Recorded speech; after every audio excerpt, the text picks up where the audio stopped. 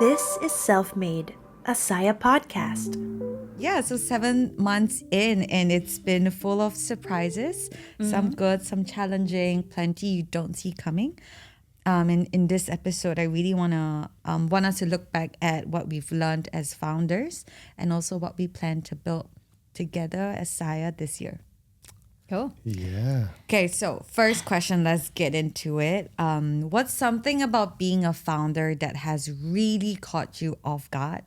And was it a good surprise or a challenging one? So, I want to start because for me, I'm a founder and my role, among the three of us, I'm the managing partner, right? So those are two different things.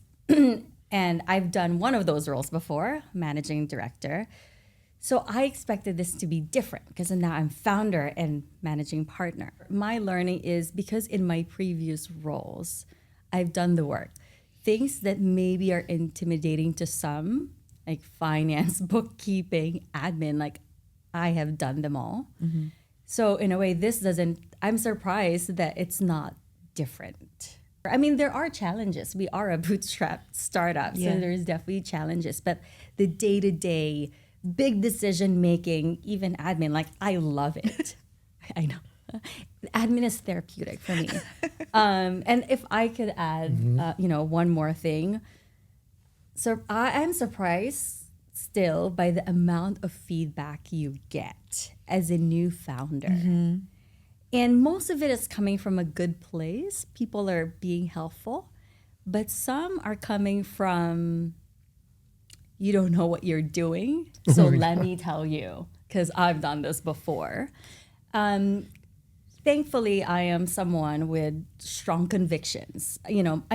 So I'm grateful that I'm able to filter what's useful and what's not. But it can be hard for a lot of people. So the mansplaining radar. Mansplaining. Thank goodness we've had, we've had experience in mansplainers, so I've learned to deal with that. Where do mansplainers come from? What do you mean? The well, actually. The well. What? It's a joke. Well, the well. this. Well, actually. What? Because they always say that. Because they go, well, actually. Oh, that's a good one. Sorry, it's a holiday brain, Holiday brain's not braining. And unfortunately, my abs were not ready as promised during the Christmas season. I will not be wearing a midriff today. It's just crack each other up. So, but you were talking about admin and how it's therapeutic, and admin is my greatest challenge. It's checking where do I find this doc? Do I put it on the sheets or do I put it on the doc files? And then the thing where you're like, I have to reply to this to get my author AI thing. So it's just a lot of that stuff, knowing where to find the right thing, where to put the organize. That's oh my gosh, that's we know. That's I know you know the soup to nuts of it all. Just really like the most minute thing to and then also I think you were talking about the mansplaining element, and I guess I'm actually when I'm not on set, I'm actually very quiet, and I also got this feedback. I think when I was in Globe and Amazon, for someone of my level, I should be speaking up more. So I think I should the boss stance or the boss aura, especially now that we're talking to clients and talking to suppliers. I kind of have to hone that. Learn to push back more. Pretty much. So there are some founding things that I need to work on. Your creative background, talking about this, is such a big part of who you are. How has that influenced your approach to what we're building at Saya?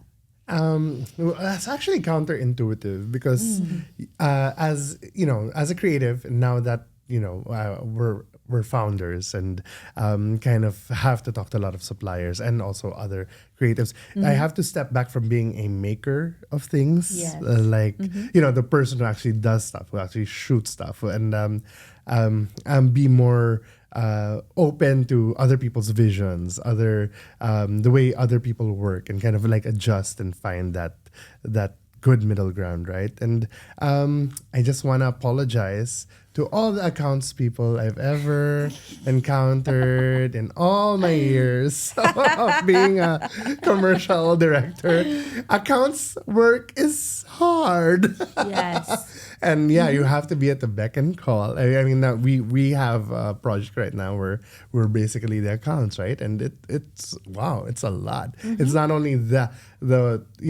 pleasing the client, but actually having to do all the government things and get ready for the reviews and all of that. So, thank you, accounts people.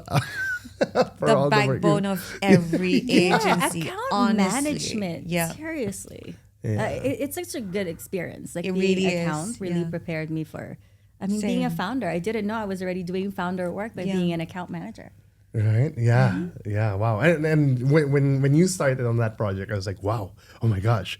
Like every single thing, every size of the kerning, the whatever. And Yes. you have to be on top of that. And Yeah. I mean, Michelle, we've been at this for like 20 years, pretty much. Why do we keep dating ourselves? But you're coming into this as someone very early in your career. So Yeah. how do you balance confidence in your strengths and knowing when to ask for guidance? Yeah. So knowing what you don't know, knowing what I don't know, is honestly the best starting point. I think my strengths are really clear to me and to, a lot of other people as well. It's one of the most visible, tangible things when you work with me or interact with me. But the understanding of, there are knowledge gaps, there are skills gaps. This is something that, I spend a lot of time on identifying. And when placed in a situation, my tendency is to explore and learn on my own before asking for support. So knowing when to ask for support is really simple. Go to the person who's the expert in the room. Like, don't assume that, there's no one that is not able to provide that information and that knowledge to you. Because there are right horses for right courses. It's Right just like horses what, for right you guys courses. say. Yeah. Like, Nat loves admin, Quark, you're not great at it. But these are, intrinsic skill sets. These are intrinsic, ways that we live and do things that boil down to us becoming knowledge leaders and like experts of whatever specific like skill set or like a function. So advice is always out there. Last one for me, and I love that you say, strengths and confidence in your strengths. Don't confuse confidence with an inflated sense of self or a massive ego. There is a really fine line, in being a confident person and recognizing your strengths and then just sort of using that as your excuse to fumble through your way or to make mistakes. Be real, if there is a mistake, or be real when, there's something that you don't know, and just be open to ask for help and support. Yeah. This is challenging, right? The you talked about inflated sense of self. I know you're gonna, because I may have that, right? Like remember my tennis career. It's not over yet. I know, but I went into that tournament. It was my first ever thinking, I'm going to crush everyone. Everyone's going to talk about this rookie who won all her matches. And I lost all of them. Yeah. I think about that because you think you're the shit, but you're not, because no one is telling you otherwise, right? So I think the other part is you really need to have, that circle. Checks Identify. and balances. Yes. Yeah. But then, I think it's also the culture thing, no? Like people who are trained or grew up in the West really do tend to be a louder voice, like in the conference room. I grew up in the Philippines. And for me, you're like so American. But maybe because you started your professional No, but life. I have always been, I guess, this way. Although I'm from the province. Oh my God. From the province. I am from the province. I'm from Nueva Ecija. I've always been a little bit louder. Oh, okay. Yes. Yeah, but I guess speaking of, right, there are a lot of challenges or misconceptions that we've encountered in our careers, and that still kind of persists today. How have they shaped the way you're thinking about what we're building? So I've got two.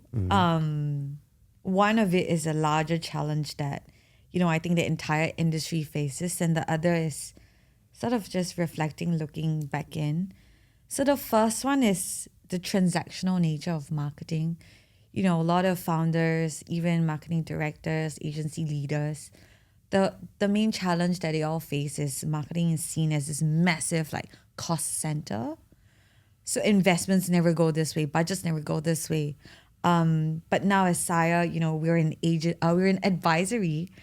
We get to be in a really neutral, objective position. I love just being able to reframe that perspective, and help founders, brand owners, operators understand that marketing is so embedded in actually the entire experience. So it's not the last thing that you should be thinking about, but really like right at the start, how is someone experiencing what you do, and this entire thing is a touch point.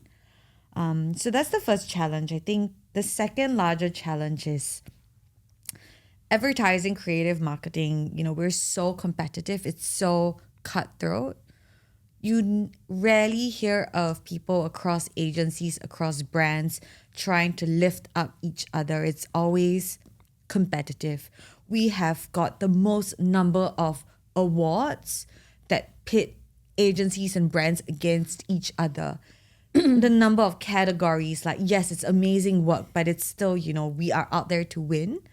IP is never really shared. We do celebrate good creative work, but it's always, there's this one brand or this one agency that's come up with something really good.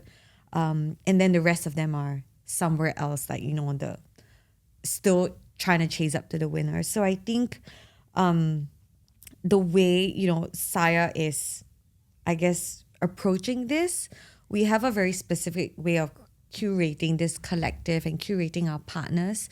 We don't look at, skill sets, or we don't look at, this agency has won this thing, or this brand is way cooler than that brand. We look at it as, how do they approach culture? How do they approach what they're creating and curating for the future? How do they think about community and audience?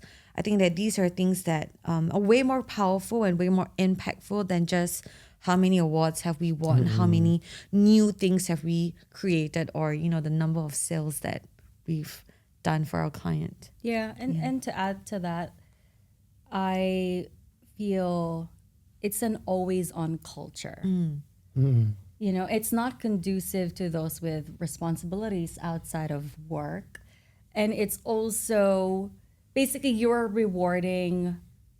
they're confusing productivity with being busy. Mm-hmm. If you spend 10 hours in the office, you're productive, you're a high performer. And so when we look at it at Saya, and apart from, how we evaluate our partners, right? The challenger brands who are contributing to society. Yeah. They're doing something different. Like, this type of leader is supporting his employees. So aside from that, we are trying to build systems in place so that you are set up for scalable success.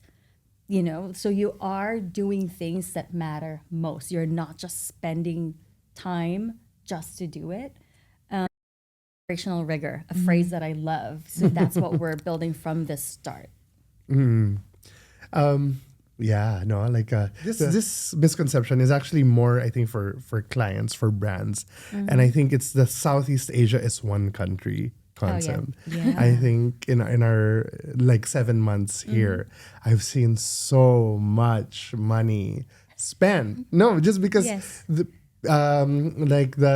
multinational mother company does not align with the local brand, and so you'll have to rethink the whole execution. You'll have to rework the whole campaign, even though like already thousands and maybe even weeks have been spent on something, right? Because there was no alignment, because in the mind of let's say a mother company that's based in the West. Like, oh yeah, Yes. what worked in Malaysia will work in the Philippines, Yes. and that'll work in Indonesia too. And it's really just not the case. And this literally could have been an email. Yeah, no, it is tough, right? Like having started my career in the US, we just never thought about Yeah. Asia. Asia is, they would get smaller budgets because US is the main, market. Not thinking US is one country, Asia is many countries. So yeah, now being on the other side, I'm like, yeah, confusing. So there's still that education for sure, required. And Yeah. and that's, I mean, we're working with clients. You've written a great article about this. Yeah. So where was that? The drum campaign? Oh, Where's the that? drum. The drum. Yeah. Yeah. So I mean, we've learned, a whole bunch of things past 6-7 months about ourselves, about each other, and what we're building. Looking ahead to the rest of 2025, tell me what's that one thing you guys are excited about or hope to improve on for Saya this year? You go. Okay. Well, that one of the things is like what I'm learning and I'm getting so excited about is your company means your company, and you get to choose the rules. And it's been inspiring, actually. So going back to that misconception earlier, one misconception actually is that we are an industry of scarcity, right? And I've been learning through Saya, through our partners, through our clients, that you can actually create a world of collaboration that my company won't get from your company, and that we can actually work more harmoniously. We can actually help each other out. And it's been inspiring just seeing a lot of just the values and the principles and the ways of working of some people like Somewhere Else. I'm such a Somewhere Else fan. Yes. And Same. and I was in a workshop actually with one of the employees. Thanks to Bilda, thanks to you guys.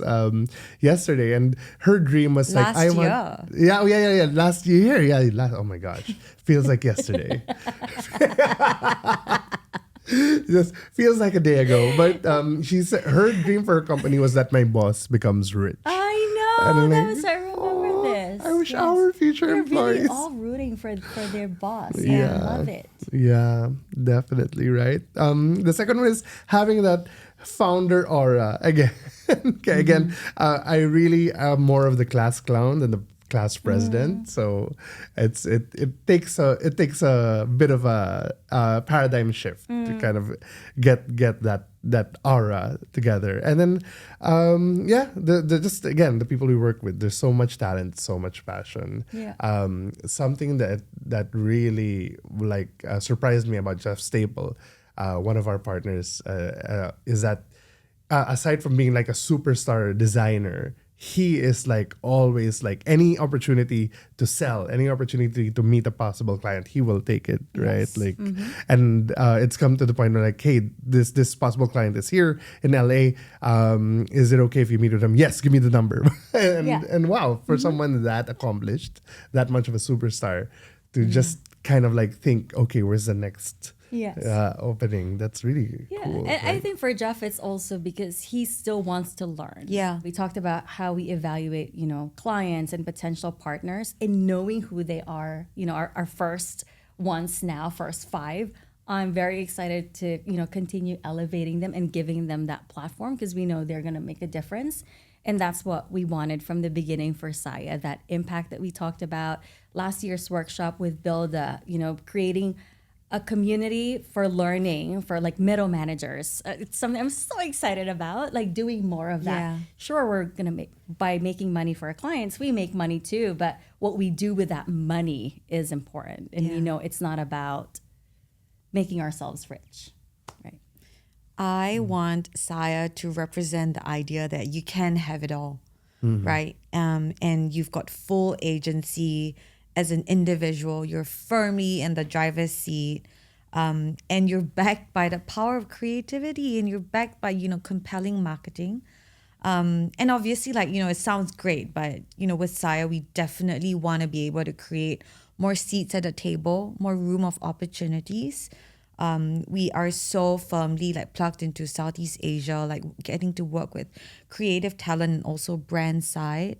And every single conversation that we have, either with a talent, a partner, or a client, is that way for us to say, well, this is how you should be, or this is how you can lead, a fulfilling life and still enjoy the work that you do and be, constantly motivating to the people that are within your circle and like outside of it as well. So yes, 7 months in, guys, only 7 months in. Only 7 months in. Yeah, plenty more to come. I'm really brimming with excitement for what's going to happen in this year, in the next upcoming years. And I'm absolutely ready for another year of growth and learning. I'm sure you guys are too as well. We are. Super. Thank you, all of you, for listening with us. As we kick off 2025, we're excited to keep building Saya and sharing what's next with all of you. Thank you. Thanks, Cheers. guys. Cheers to 2025. Wait, it's bad luck to 2025. cheers with water, right? Oh, So really? just like hit it spiritually. I'm doing dry January. Just kidding.